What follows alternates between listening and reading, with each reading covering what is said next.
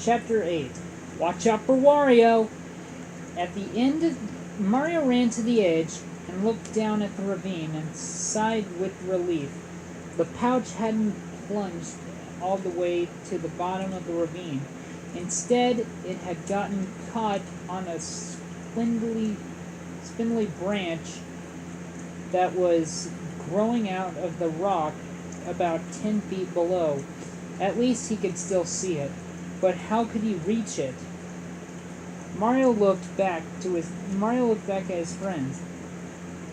I don't know what to do, he said. I'm good at jumping up, but not down. I know! Toad cried. He ran back down the path a little bit, and then returned holding a thick vine. Maybe we can use this to get the pouch. Mario said thoughtfully. It could work. We could lower somebody down there so they can grab the pouch. But you're way too heavy, Mario, Luigi said. What if we dropped you? Mario looked around for something strong enough to anchor the vine to a tall branch or a tree. A small branch or a tree stump. But there was nothing around.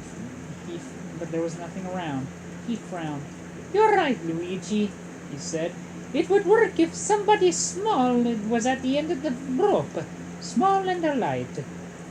Mario, Luigi, and Yoshi all looked at Toad at the same time. Toad's face turned as pale as his own white mushroom cap. Oh no! He said, backing up slowly. I'm afraid of heights. We Toads like to stay low to the ground. But it's for the princess, Toad, Mario pleaded. Toad shook his head. Please, Toad. The princess is counting on us. Toad sighed. Okay, but I'm keeping my eyes closed, he said. Mario tied the vine tightly around Toad's little waist, and he and Luigi grabbed hold of the other end of the vine. Then they gently pushed Toad over the edge of the ravine. Help! Toad yelled. There's nothing under my feet! Toad just felt a little bit further. Just a little bit further, Toad, Mario told him. Soon Toad was dangling right in front of the pouch. Reach out and grab it, Toad, Mario called. Toad held his arms, but with his eyes closed. Toad held out his arm, but with his eyes closed. He couldn't see the pouch. Open your eyes, Toad, Mario coaxed. Just for a second. Toad slowly opened his one eye. Ah! He screamed, but he managed to get both hands on the pouch. Now lift the branch! Mario gently guided him. Toad freed the pouch from the branch, and Mario and Luigi quickly pulled him back up. Good job, Toad, Mario said. Now that wasn't so bad, now was it? Yes, not, Toad said, shivering. Mario took the pouch from him and slung it over his shoulder. Now let's go find that last mushroom. The four friends continued along Booster Pass, navigating between the jagged rocks as they hiked. Soon the end of the pass was in their sights, and so was a shimmering red mushroom.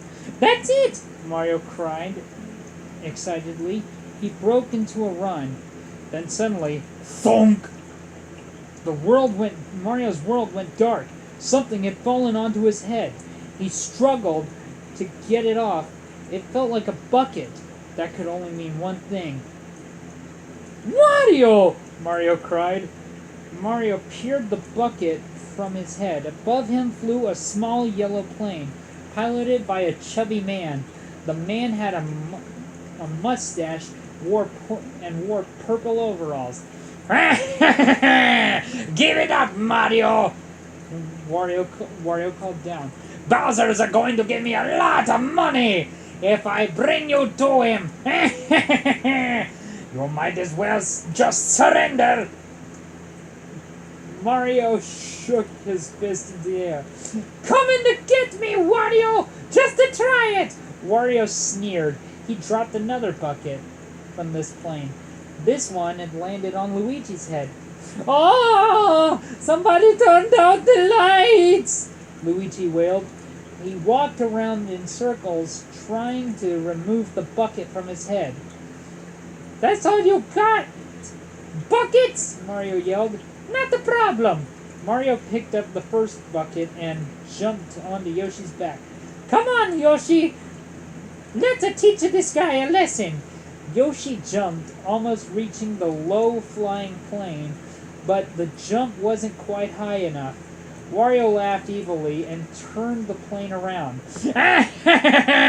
Yahoo! He threw down another bucket. Dodge it, Yoshi! Mario called out. The little dinosaur jumped to the side, avoiding the bucket. One more time! Mario cried as he scooped up the bucket and jumped onto Yoshi's back. This time, Yoshi jumped even higher, just as Mario planned. Wario flew right at them. Mario waited until the perfect moment. Then, thonk! He dropped the bucket right on Wario's head. Hey! How am I supposed to do that? Wario barked. He tried to pry the bucket off of his head, but he couldn't do that and fly the plane at the same time. The plane spiraled out of control and quickly disappeared over the horizon. Wario's voice rang throughout the ravine. I'll get you, Mario!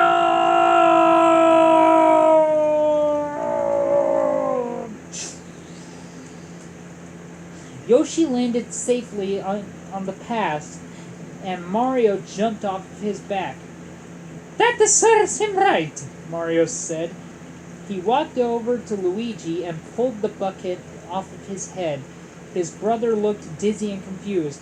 Oh, thanks, Mario, Luigi said. No problem, Mario said. Now let's get that mushroom. Mario ran to the red mushroom and plucked it. He put it in the pouch with the others. Suddenly, a blinding light filled the ravine. End of chapter.